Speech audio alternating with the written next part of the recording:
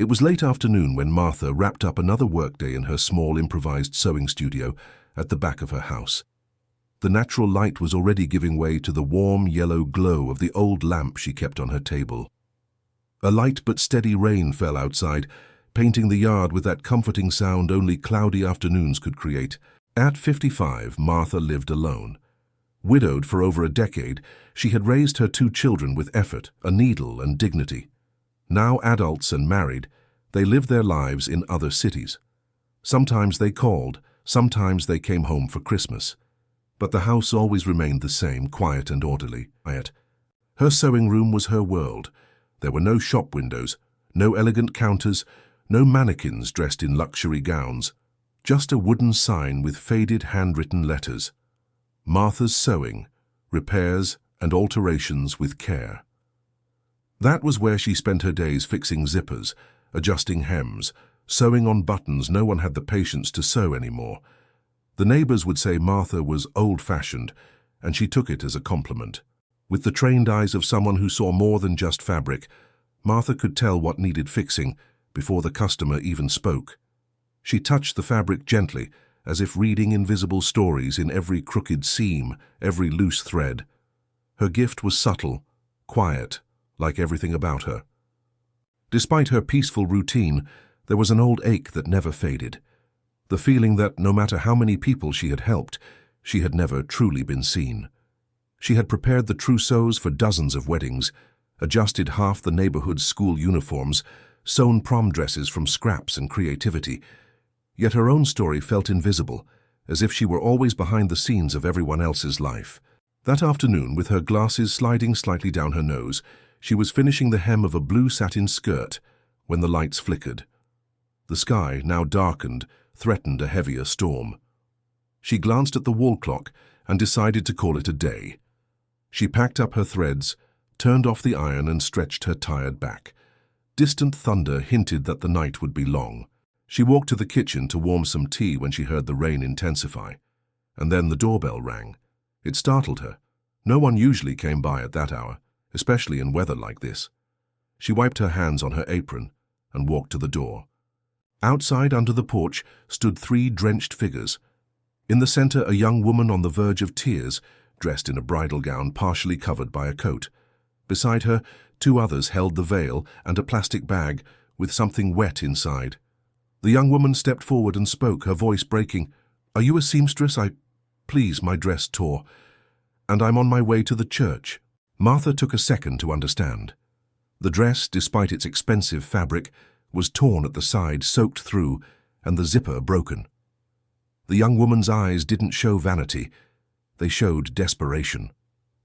Without hesitation, Martha opened the door wider, stepped aside and motioned for them to come in. That simple, almost instinctive gesture was the beginning of everything.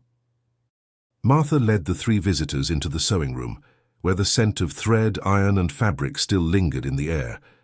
The young bride, visibly shaken, walked carefully so as not to soak the dress any further, while the two women accompanying her, a friend and seemingly her mother, tried to comfort her with tense looks and discreet gestures.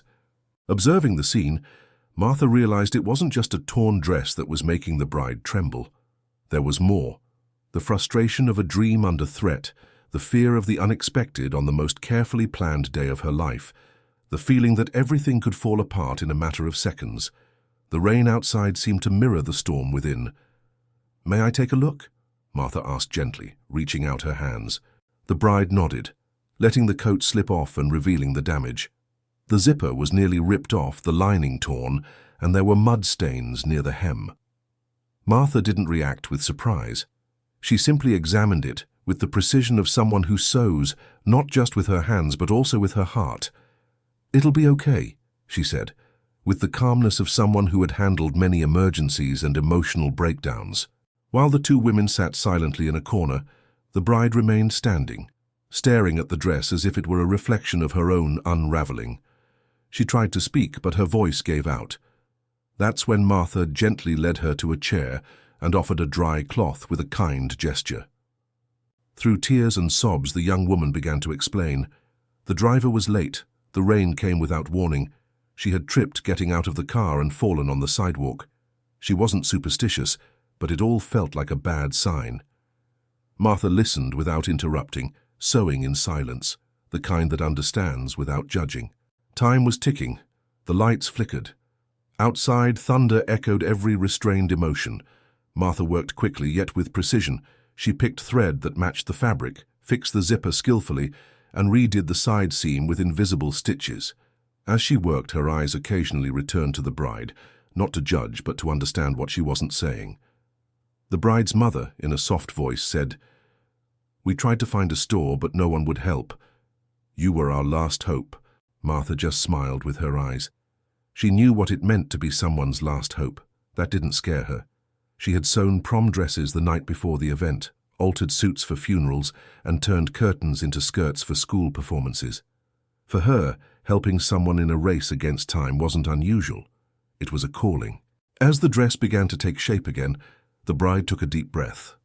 The tears stopped.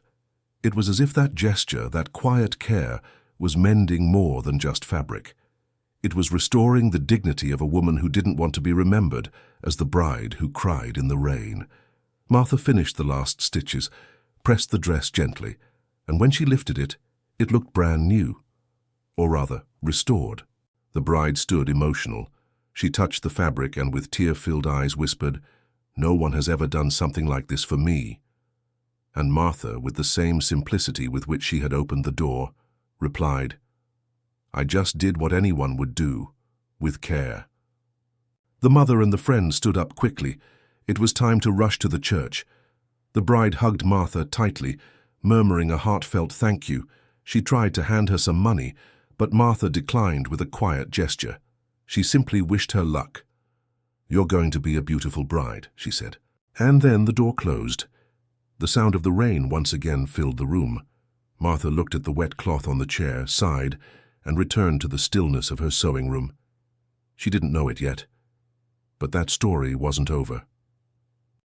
The rain had eased, and silence once again filled Martha's home. The dress, now flawless, had left in the arms of a bride still overcome with emotion. And even though everything had happened so quickly, the young woman's presence, her fragility, her gratitude, lingered in the air like a soft perfume that refuses to fade. Martha glanced at the wall clock. It wasn't even 7 yet, but it felt like the entire day had passed in a single moment. She slowly returned to the sewing room, her eyes falling on the chair where the bride had sat.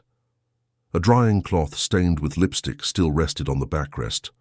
On the table lay a spool of cream-colored thread, the same she'd used to sew the dress's side seam. She sat without hurry.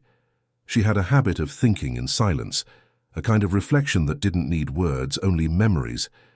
She remembered the first time she ever sewed a wedding dress, many years ago, for a neighbor who couldn't afford to rent one. Martha had taken scraps she'd saved from other orders, stitched them together with care, and created something simple, yet dignified. Ever since then, whenever a woman knocked on her door with a torn dream, she did her best to stitch it back together. That night, before bed, she made some tea and flipped through an old notebook where she'd written down measurements, patterns, and dates. Alongside numbers and scribbles, she sometimes left loose sentences, reminders from someone who didn't want to forget the beauty in simple things. On one page, it read, "Beauty is in the care. What's made with affection doesn't come undone." 2 days passed. Martha continued with her usual repairs, hemming pants for the corner store owner, fixing a child's blouse clasp, mending a school uniform sleeve. Life resumed its rhythm, like the hum of the sewing machine that filled the house with its steady pulse. Until one afternoon, under a clear sky, an elegant car stopped in front of her house. It wasn't common to see vehicles like that around there. A white model with tinted windows, parked neatly in front of the low gate. Martha, still holding her scissors, looked through the window and furrowed her brow. The car door opened, and out stepped the bride, or rather the woman behind the bride. She looked different now. Subtle makeup, hair neatly pinned up, dressed in elegant, refined clothes. A complete contrast to the drenched, tearful figure from days before. She walked with purpose, yet her gaze was still gentle. Martha opened the door before the bell could ring. The young woman smiled. You told me I'd be a beautiful bride, and that's exactly how I felt that day." Unsure of what to say, Martha simply nodded. The visitor stepped inside like someone returning to a beloved place. She looked around, recognizing the sewing room, the chair she had sat in, the spool of cream thread still on the table. "I didn't come just to say thank you," she said. "I came with an invitation." Martha raised an eyebrow. "An invitation?" The young woman nodded, taking a deep breath as if choosing her words carefully. "My name is Emily. I'm a fashion designer. I work for a well-known brand in New York. The dress you mended, I designed it. But that day I wasn't a designer. I was just a desperate woman with no tools, no backup, trying to salvage a piece of one of the most important moments of my life." Martha listened closely, still unsure where this was going. "What you did was more than fix a dress. It reminded me that beauty lives in the gesture, in generosity, in caring for others. And that inspired me. That's why I'm creating a new collection, a line that honors real women, and I want you to be a part of it." Martha's eyes widened. "A part of it? What do you mean?" "As a creative partner. I want to hear your stories, see your stitches, learn from you. The collection will be called Hand-Stitched, and no stitch carries more soul than yours." The silence that followed was deep. Martha clasped her hands, feeling her breath grow shallow. It all sounded too beautiful to be real. "But I don't know how to do big things. I'm just a neighborhood seamstress." Emily smiled gently. "That's exactly why." It took Martha a few minutes to fully grasp everything Emily was saying. The offer seemed so big, so far removed from the reality she knew, that it was hard to even picture herself in that role. Taking part in a dress collection, sharing her stories as a neighborhood seamstress, standing alongside designers, cameras, and runways. Emily didn't use fancy words.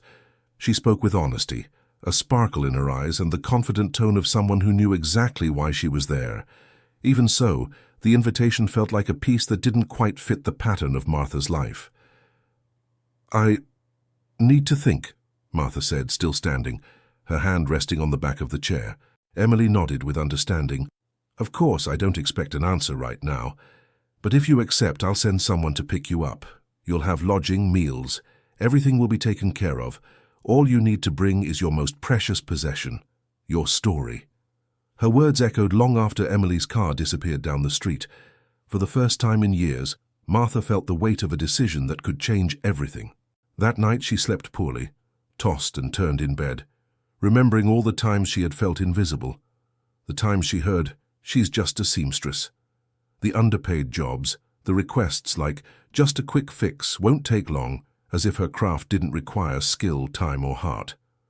In the morning she woke before her alarm, sat at the kitchen table, and stared at the wall where the old calendar hung.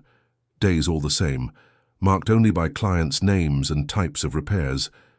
And for the first time she thought, what if I said yes? She called one of her sons, gave him a brief version of what had happened. He went silent for a moment, then said, with a certain pride in his voice, "Mom, maybe it's time someone recognized who you really are." That was all she needed. The next day, a white car waited at the corner. Martha packed her suitcase with care, sharpened scissors, needles, threads in many colors, and a simple dress she had made for herself years ago, one of the few she ever stitched for her own use. She wore a light blue blouse, braided her gray hair, and brought along the notebook where she kept her oldest notes. When she arrived in the big city, everything felt overwhelming. The tall buildings, the mirrored windows, the noisy cars. She felt small, out of place. But Emily welcomed her personally at the brand's entrance. With a wide smile and a warm hug, much of that insecurity melted away. "I'm so glad you said yes," she said, holding Martha's hands. Still shy, Martha smiled back. She was led into a spacious room filled with hanging fabrics, mannequins, sketches on tables, and lively voices in the background.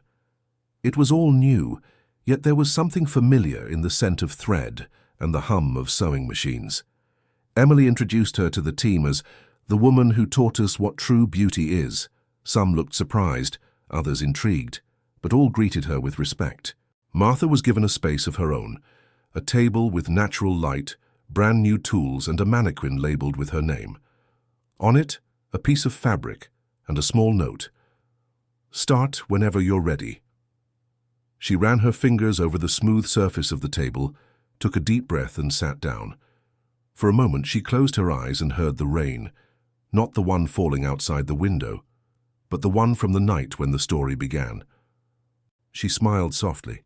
It was as if every stitch sewn that night was now unfolding into something greater.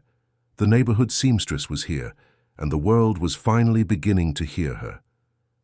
In the days following her arrival, Martha slowly adjusted to her new routine at the brand's atelier. Despite the elegant setting and fast-paced rhythm, she found comfort in the little things, the hum of the machines, the scent of new fabric, the natural light pouring into the room each morning. The place was different from what she knew, but the craft at its core remained the same: thread, needle, and soul. The team, made up of young designers, skilled seamstresses, and well-known stylists, quickly noticed there was something about Martha that went beyond technical skill. It was in the way she touched the fabric, how she sensed what was off without needing to measure, how she'd look at a messy seam and say, "This needs more care, not just precision." Emily, now leading the new hand-stitched collection, made a point of highlighting Martha in every meeting. Not as an exotic symbol of resilience, but as a true partner, someone who deeply understood what it meant to create with meaning. "We're not just making dresses," Emily would say to the team. "We're telling stories, and no one tells them better than someone who's lived every stitch." Martha listened to it all with humility. She still spoke little, but when she did, everyone listened. One time, when asked what made a dress special, she answered, "It's what it means to the one wearing it. A wedding dress might cost thousands, but if it doesn't hold a story, it's just fancy fabric." That line was jotted down by one of the designers, and eventually printed discreetly on the back of the collection's card. Over time, some of the pieces began to take shape directly from Martha's memories. A skirt inspired by the summer fairs of her youth, where she danced to country music and wove wildflowers into her hair. A light dress, with hand-sewn buttons like those on the school uniforms she used to mend for her sons. A floral piece that echoed the garden she once tended behind her home, between stitches. Gradually, the collection began to find its identity, not just in style, but in emotion. Watching it all unfold, Emily decided to host a small in-house showing of the first pieces. Nothing extravagant. A closed event with a few invited guests, just to present the initial concept. When the day came, Martha hesitated. She had never stepped onto a runway, never even attended a fashion show. But Emily insisted she sit in the front row. "These creations are just as much yours as they are mine," she said, smiling. Seated among designers, investors, and photographers, Martha kept her hands folded in her lap, her gaze focused. When the first model walked out, wearing a piece inspired by her childhood, Martha's eyes filled with tears. It wasn't just fabric. It was memory, life transformed into form and color. And, at the end, a surprise. Emily invited Martha to step up onto the small stage. Polite applause filled the room. Embarrassed but moved, Martha rose. She stepped forward slowly, looked around, and whispered to Emily, "I never imagined something like this could ever be for me." Emily replied, "And yet it is. Because the world needs to see beauty where it once only saw simplicity." Martha smiled. For the first time in a long while, she felt truly seen, not for changing others, but for staying true to who she was. After the small in-house show, something shifted at the atelier. Martha, who until then had been seen as a quiet source of inspiration, began to be treated as something of a legend. Younger designers sought her opinion with reverence. Clients visiting the space asked for "the lady who hand-stitches," and the brand's marketing team started planning something much bigger. Emily, thrilled by the response, came up with a new idea: to hold a public presentation of the hand-stitched collection, complete with an official runway show, a short documentary, and, most unexpectedly for Martha, an opening talk where she would share her journey. When Emily told her, Martha's eyes widened. "Speak in public, but I don't even know where to begin. You just need to share your truth. No need to memorize anything or worry about technical terms. We want your story, Martha, your voice." Martha didn't respond right away. The invitation moved her, of course. It was an honor. But along with it came a nervous flutter she hadn't felt in years. The thought of standing before strangers with every eye on her. It made her internal seams feel like they were unraveling. In the days that followed, she wrestled with the idea in silence. Emily noticed her discomfort and gave her space. She didn't pressure, she just gently reminded her, "Take your time, but remember, no one here expects you to be anyone but yourself." That night, Martha returned to her room in the apartment where she was staying. She sat at the table, opened her old notebook, and began flipping through its pages. Each one held more than measurements and patterns. They held memories. The name of the neighbor who always wore floral dresses. The day she mended a man's blazer and he cried with gratitude. The time her son asked her to sew his school uniform because, "When you sew it, Mom, it never comes apart." There alone she realized something. She didn't have to invent anything. Everything was already there, sewn between the lines and the memories. All she needed was the courage to reveal it. Even so, the insecurity lingered. The next morning during breakfast, Emily placed an envelope on Martha's table. Inside was a single phrase printed on a white card. "Sewing is joining pieces. Speaking is sewing people together." It was the push she needed. The following week, Martha said yes. She began practicing quietly. She wrote down fragments, tested words in a whisper, read her lines to one of the younger assistants, who would listen with tearful eyes and a hand over her heart. "Miss Martha, when you speak, it feels like I'm hearing my grandmother and my mother and all the strong women in my life." Martha smiled humbly. She still trembled at the thought of the audience. But now she understood. Her voice didn't have to be grand. It just had to be heard. The event was scheduled for the following month, and while the dresses received their final touches, Martha was stitching together her own courage.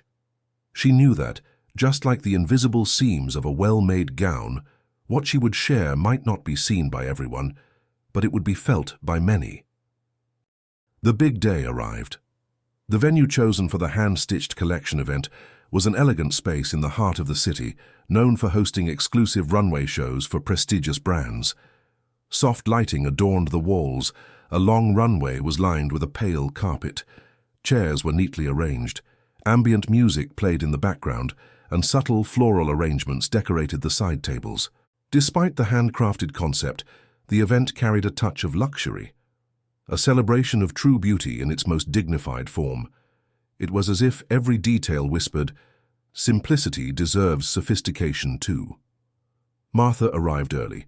She wore an outfit she had made herself, a raw linen blouse with hand-embroidered buttons, a flared navy blue skirt, and a necklace with a small golden thread spool, a gift from one of the atelier assistants. Backstage, preparations moved with precision. Emily welcomed her with a firm hug, whispering, "Today isn't about fashion, it's about memory. Everything's going to be just fine."